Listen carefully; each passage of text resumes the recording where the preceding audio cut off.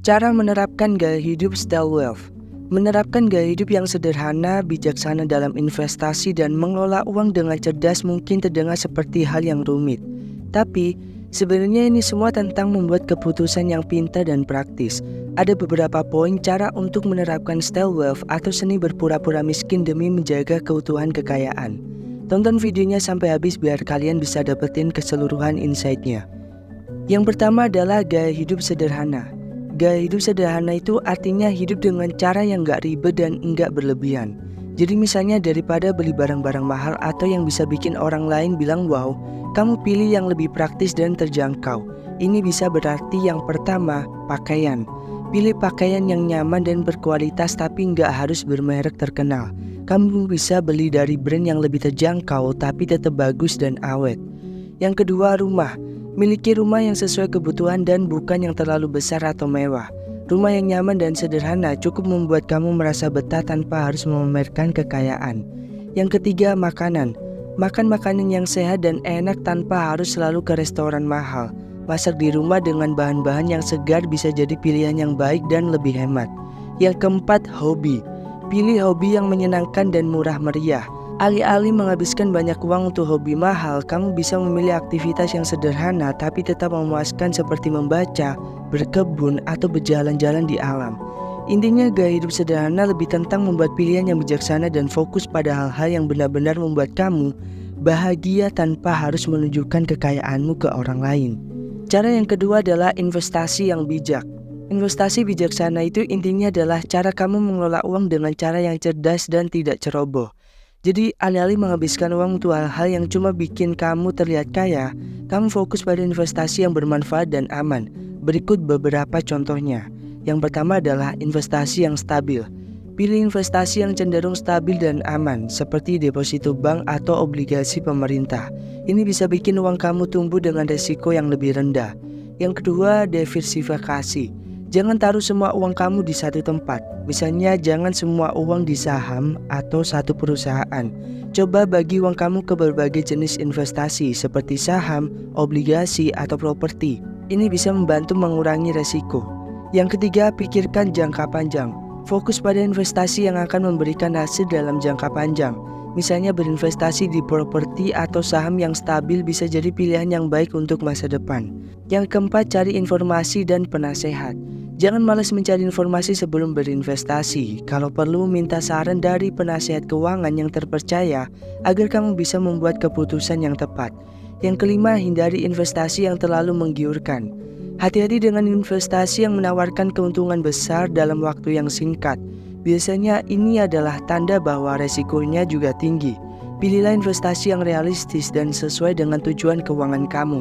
Intinya, investasi bijaksana itu tentang membuat pilihan yang aman dan pintar, bukan hanya untuk menunjukkan kekayaan, tapi untuk memastikan uang kamu tumbuh dengan cara yang stabil dan menguntungkan dalam jangka panjang.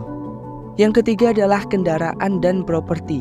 Jadi, ketika kamu memilih kendaraan dan properti, prinsipnya adalah memilih sesuai kebutuhan tanpa harus menunjukkan kekayaan secara berlebihan. Ini contohnya. Yang pertama adalah kendaraan. Pilih yang fungsional. Pilih mobil yang sesuai dengan kebutuhan sehari-hari dan bukan yang terlalu mewah atau mahal. Misalnya mobil yang nyaman, hemat bahan bakar, dan punya fitur yang kamu butuhkan sudah cukup. Nggak perlu beli mobil sport yang mahal hanya untuk pamer. Yang kedua, pertimbangkan kendaraan bekas. Kalau masih bisa mempertimbangkan untuk membeli kendaraan bekas yang masih dalam kondisi baik, biasanya kendaraan bekas lebih terjangkau tapi tetap fungsional. Yang ketiga, hindari modifikasi yang berlebihan. Jangan terlalu sering melakukan modifikasi yang menghabiskan banyak uang. Mobil yang standar tapi terawat dengan baik itu sudah cukup. Nah, yang kedua nih, properti. Yang pertama itu pilih rumah yang sesuai kebutuhan. Cari rumah yang cukup untuk keluarga kamu dan sesuai dengan kebutuhan sehari-hari. Nggak perlu rumah yang terlalu besar atau terlalu mahal jika tidak benar-benar diperlukan. Rumah yang nyaman dan praktis lebih penting. Yang kedua, pertimbangkan lokasi. Pilih lokasi yang strategis dan nyaman untuk tempat tinggal, tanpa harus berada di area yang super mewah atau mahal. Lokasi yang dekat dengan pekerjaan atau sekolah anak bisa lebih praktis. Yang ketiga, rencanakan anggaran. Pastikan anggaran properti yang kamu pilih sesuai dengan anggaran yang kamu miliki. Jangan memaksakan diri untuk membeli rumah yang melebihi anggaran hanya untuk terlihat lebih sukses. Intinya, pilih kendaraan dan properti yang memenuhi kebutuhan dan nyaman untuk hidup sehari-hari tanpa harus menghabiskan banyak uang atau menunjukkan status sosial. Yang keempat adalah hindari gaya hidup konsumtif. Hindari gaya hidup konsumtif artinya menghindari kebiasaan belanja yang boros dan gak perlu. Jadi ini beberapa hal yang bisa kamu lakukan. Yang pertama, belanja yang bijak. Sebelum beli barang, pikirkan dulu apakah barang itu benar-benar dibutuhkan. Jangan cuma beli barang karena lagi diskon atau karena tampak menarik. Yang kedua, hindari terlalu sering beli barang baru. Kalau barang yang kamu punya masih bagus dan berfungsi dengan baik, gak perlu sering-sering ganti atau beli yang baru. Misalnya kalau pakaian atau elektronik masih oke, pertahankan saja. Yang ketiga, batasi pengeluaran untuk hiburan. Misalnya daripada sering-sering makan makanan yang di restoran mahal, coba masak sendiri di rumah atau cari hiburan yang lebih murah. Kamu juga bisa menikmati waktu berkualitas tanpa harus selalu mengeluarkan banyak uang. Yang keempat, jangan ikut-ikutan tren. Jangan tergoda untuk beli barang mahal hanya karena teman atau orang sekitar punya. Fokuslah pada kebutuhan kamu sendiri, bukan apa yang dianggap keren oleh orang lain. Yang kelima, buat anggaran dan patuhi. Buatlah anggaran bulanan untuk pengeluaran dan patuhi itu. Dengan cara ini, kamu bisa mengontrol pengeluaran dan menghindari belanja berlebihan. Dengan cara ini, kamu bisa menghindari kebiasaan belanja yang boros dan fokus pada pengeluaran yang lebih bermanfaat dan sesuai kebutuhan. Yang kelima adalah privasi dan anonimitas. Privasi anonimitas itu soal menjaga informasi pribadi kamu tetap aman dan enggak gampang diketahui oleh orang lain. Berikut adalah cara-caranya. Yang pertama, jangan bagikan detail pribadi di media sosial. Hati-hati dengan yang kamu posting di media sosial. Jangan sembarangan membagikan informasi seperti alamat rumah, nomor telepon, atau detail finansial yang bisa membuat kamu terpapar. Yang kedua, gunakan nama dan profil yang tidak mengungkap identitas. Di internet, terutama di forum atau grup yang enggak terlalu penting, pertimbangkan untuk menggunakan nama samaran atau profil yang tidak mengungkapkan identitas asli kamu. Yang ketiga, periksa pengaturan privasi.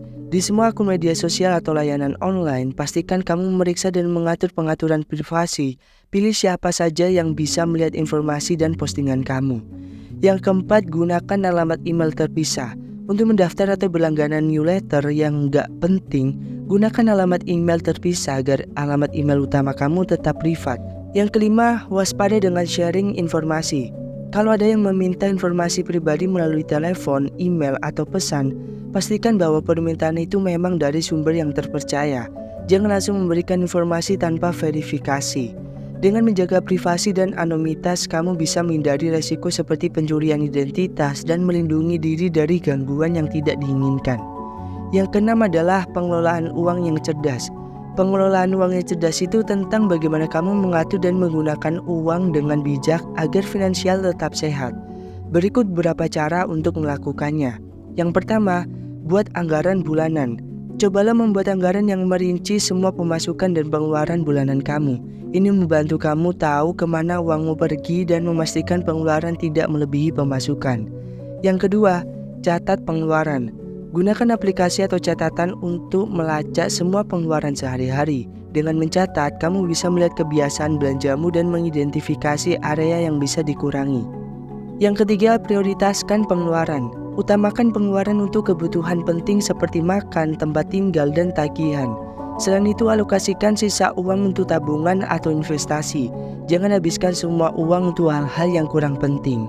Yang keempat, sisihkan untuk tabungan dan investasi. Buatlah kebiasaan menyisihkan sebagian dari pendapatan untuk tabungan dan investasi. Ini bisa membantu kamu membangun dana darurat dan merencanakan masa depan. Yang kelima, hindari hutang konsumtif.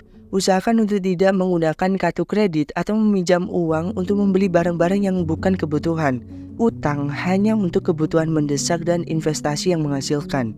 Yang keenam, cari sumber penghasilan tambahan. Jika memungkinkan, coba cari cara untuk menambah penghasilan seperti pekerjaan sampingan atau investasi. Ini membantu menambah pendapatan dan meningkatkan keamanan finansial. Yang ketujuh, periksa dan evaluasi keuangan secara berkala. Setiap beberapa bulan, cek kondisi keuanganmu. Evaluasi apakah anggaran dan rencana keuangan kamu masih sesuai dengan tujuan finansialmu dan buat penyesuaian jika perlu.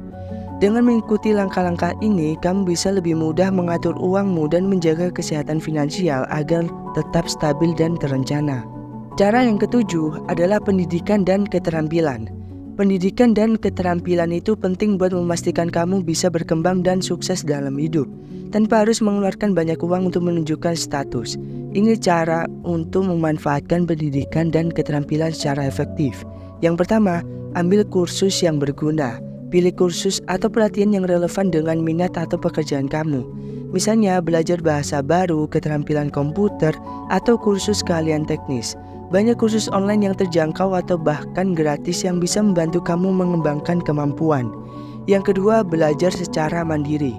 Manfaatkan buku, video tutorial, dan artikel di internet untuk belajar sesuatu yang baru. Banyak sumber daya yang gratis atau murah yang bisa membantu kamu meningkatkan keterampilan tanpa perlu mengeluarkan banyak uang. Yang ketiga, ikuti workshop atau seminar. Coba ikuti workshop atau seminar di bidang yang kamu minati. Ini bisa memberikan kamu pengetahuan praktis dan kesempatan untuk bertemu dengan orang-orang yang memiliki minat serupa. Yang keempat, praktekkan apa yang dipelajari. Terapkan keterampilan baru yang kamu pelajari dalam kehidupan sehari-hari atau pekerjaan. Misalnya jika kamu belajar coding, cobalah membuat proyek kecil untuk melatih kemampuanmu. Yang kelima, jaringan dan komunitas. Nah, ini penting nih. Bergabunglah dengan komunitas atau kelompok yang berkaitan dengan keterampilan atau bidang yang kamu tekuni. Ini bisa membuka kesempatan untuk belajar dari orang lain, bertukar informasi, dan memperluas jaringan profesional. Yang keenam, evaluasi dan adaptasi. Selalu evaluasi keterampilan yang sudah kamu pelajari dan adaptasikan dengan kebutuhan pasar atau perkembangan teknologi. Misalnya, jika keterampilan tertentu mulai kurang relevan, cari tahu keterampilan baru yang sedang dibutuhkan.